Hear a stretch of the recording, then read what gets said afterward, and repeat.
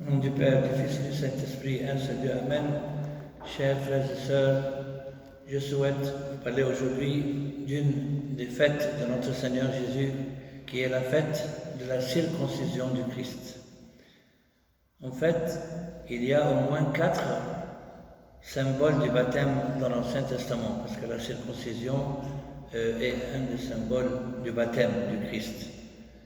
Les 4 symboles du baptême dans l'Ancien Testament sont l'arche de Noé, la circoncision des enfants d'Israël, la traversée de la mer Rouge avec Moïse et le chapitre 16 du livre d'Ézéchiel. Concernant l'arche de Noé, le chapitre 7 du livre de la Genèse nous apporte des précisions relatives aux personnes qui furent sauvées du déluge. Il ne resta que Noé et ceux qui étaient avec lui dans l'arche, c'est-à-dire Noé, sa femme, leurs 3 fils et leurs 3 belles filles. Dans sa première épître, Saint Pierre nous indique que l'arche de Noé constitue le symbole du baptême. C'est grâce à cette arche que la famille de Noé, composée de 8 personnes, fut sauvée du déluge. Lorsque la patience de Dieu se prolongeait au jour de Noé pendant la construction de l'arche, dans laquelle un petit nombre de personnes, c'est-à-dire 8, furent sauvés à travers l'eau, cette eau était une figure du baptême, comme c'est écrit dans la première épître de Saint Pierre, chapitre 3. Donc, tout comme Noé et sa famille furent sauvés du déluge grâce à l'arche, de même, c'est par le baptême et par la foi en Christ que nous sommes sauvés, comme il est mentionné dans l'Évangile selon saint Marc, celui qui croira et qui sera baptisé sera sauvé. Le deuxième symbole du baptême dans l'Ancien Testament, c'est la circoncision des enfants d'Israël. Dans le chapitre 17 du livre de la Genèse, ce chapitre traite de l'alliance que représente la circoncision. C'est ici mon alliance que vous garderez entre moi et vous et ta postérité après toi. Tout mâle parmi vous sera circoncis, vous vous circoncirez, et ce sera un signe d'alliance entre moi et vous. À l'âge de 8 jours, tout mâle parmi vous sera circoncis. D'où vient la circoncision de Jésus, le 8e jour après la naissance du Christ. Citons saint Paul dans son épître aux Colossiens, c'est en lui que vous avez été circoncis d'une circoncision que la main n'a pas faite, mais de la circoncision du Christ, ayant été ensevelis avec lui par le baptême, vous êtes aussi ressuscités en lui et avec lui. Permettez-moi de vous poser la question, pour quelle raison la circoncision était-elle un des symboles du baptême? Premier point, c'est la circoncision des enfants de sexe masculin constitue en l'ablation du prépuce. De même, par le baptême, nous sommes ensevelis avec le Christ. Deuxième point, par la circoncision, l'enfant devient membre du peuple de Dieu, comme c'est écrit dans le livre de la Genèse, chapitre 17, verset 7, tout comme le nouveau baptisé devient membre de l'Église qui est le corps du Christ. Troisième point, la vie de l'incirconcis est retranchée de sa parenté car il a violé l'alliance divine, comme c'est écrit dans le même chapitre 17 du livre de la Genèse, verset 14. De même, tout homme qui ne naît de l'eau et de l'esprit ne peut entrer dans le royaume de Dieu. Et quatrième point, la circoncision s'effectue en une seule fois, tout comme le baptême ne se pratique qu'une fois. Et à savoir, pour notre Église copte orthodoxe, la circoncision ne peut être pratiquée que pour des raisons thérapeutiques, réelles et médicales. Troisième symbole du baptême dans l'Ancien Testament, c'est la traversée de la mer Rouge avec Moïse.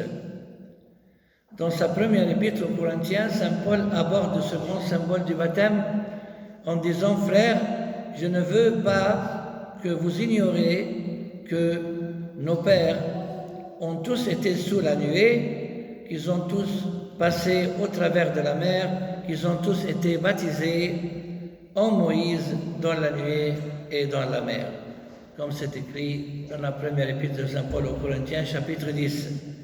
Notez bien que Saint Paul a eu recours au terme baptisé en parlant du peuple de Dieu qui traversa la mer Rouge avec Moïse. Il a utilisé le mot baptisé dans son épître.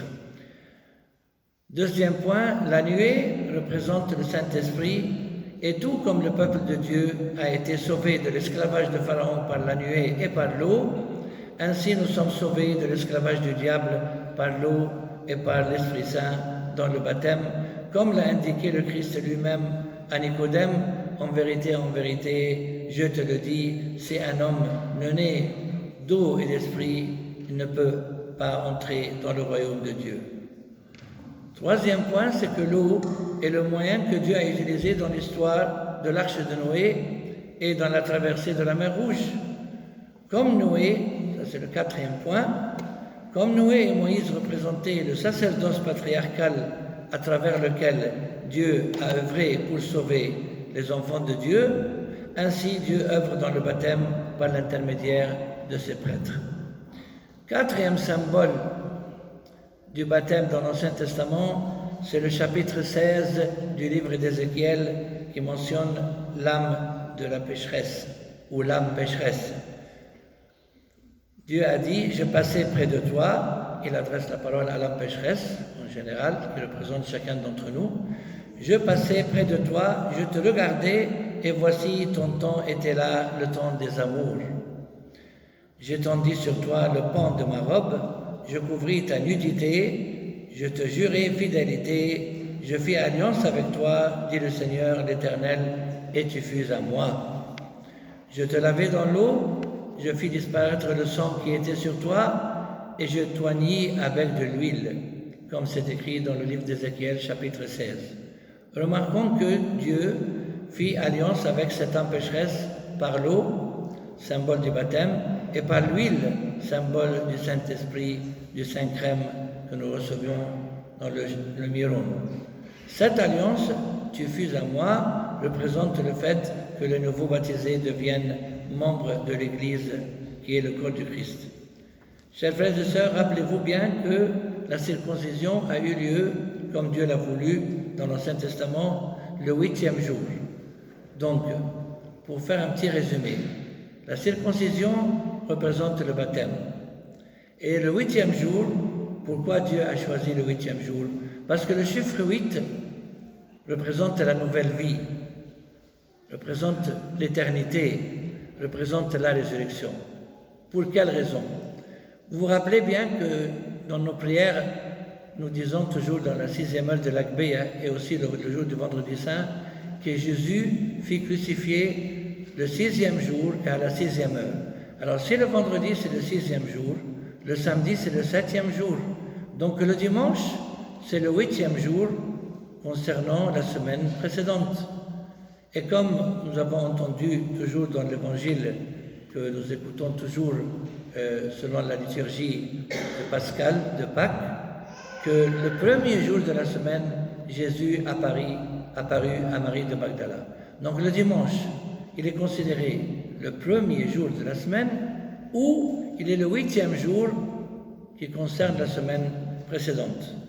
Donc le chiffre 8, c'est la résurrection parce que le Christ est ressuscité le 8e jour de la semaine. Et aussi il représente le dimanche. Et aussi il représente la vie éternelle. Vous savez pourquoi? Parce que Dieu a créé le monde pendant 6 jours. Et après, comme c'est écrit dans le livre de la Genèse, il se reposa le 7e jour. Et jusqu'à maintenant, et jusqu'à la fin de nos temps, jusqu'au jour du jugement dernier, nous vivons toujours le 7e jour de la création. Et quand est-ce que commence le 8e jour? Quand Jésus viendra pour juger les vivants et les morts, et il va nous ramener à la vie éternelle, à la Jérusalem céleste. Ça sera considéré notre 8e jour, qui n'aura aucune fin, parce que c'est l'éternité. Donc le chiffre 8 représente la nouvelle vie, la résurrection et l'éternité. Et le Christ, il a accompli la loi de Moïse, qui a été mentionnée dans le livre de la Genèse chapitre 17, il fut circoncis le 8e jour, malgré qu'il n'avait pas besoin d'être circoncis. Et rappelez-vous bien que le nom de Jésus en grec Isus, vous savez que dans les lettres grecques et coptes, chaque lettre aussi est représentée par un chiffre. C'est pas comme le français et l'anglais, on a ABC et 1, 2, 3, ou ABC et 1, 2, 3. Non, dans l'alphabet copte et l'alphabet grec, les mêmes lettres, on peut les utiliser comme chiffres.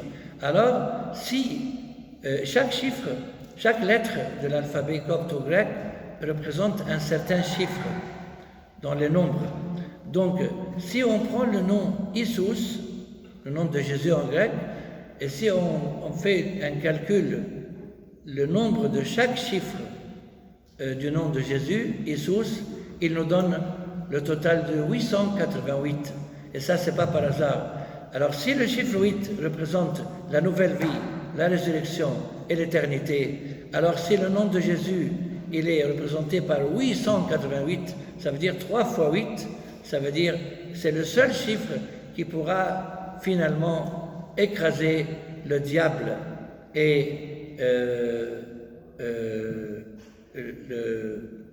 l'antéchrist, qui est représenté dans le livre de l'Apocalypse par le chiffre 666. Aucune personne pourra écraser l'antéchrist, qui est représenté par le chiffre 666, sauf le Christ, parce qu'il est le seul à obtenir le nombre de 888. Dernière chose pour terminer notre sermon sur la circoncision du Christ aujourd'hui, c'est que, rappelez-vous bien, ça c'est une bonne nouvelle à vous annoncer, que le jour du baptême de chacun d'entre nous, le jour de votre baptême, et durant les prières de préparation que le prêtre il fait avant les prières du baptême, vous savez qu'est-ce qu'il demande à Dieu? Il demande à Dieu, concernant le nouveau baptisé, d'inscrire son nom. Il lui dit comme ça: écris son nom dans ton livre que tu as écrit. Qu'est-ce que c'est que ce livre? C'est le livre de la vie, comme il est mentionné dans le livre de l'Apocalypse. Donc, Abouna, il demande à Jésus, pendant les préparations des prières sur l'eau du baptême, d'écrire le nom du nouveau baptisé dans le livre de la vie que Dieu a écrit. Et c'est la raison pour laquelle nous célébrons à la maison, après le baptême, on fait une grande fête. Non seulement parce que le bébé il fut baptisé, mais aussi parce que son nom fut écrit à partir du jour de son baptême dans le livre de la vie. Mais attention, Dieu a dit à Moïse que celui qui pêche contre moi, son nom peut être annulé ou supprimé du livre de la vie. Donc ne vous contentez pas que votre nom est écrit dans le livre de la vie pour la vie éternelle. Sachez bien que si vous refusez d'obéir au commandement du Christ, et si vous ne faites pas le repentir jusqu'à la fin de votre vie, votre nom risque d'être supprimé du livre de la vie, et gloire à Dieu éternellement et à jamais. Amen.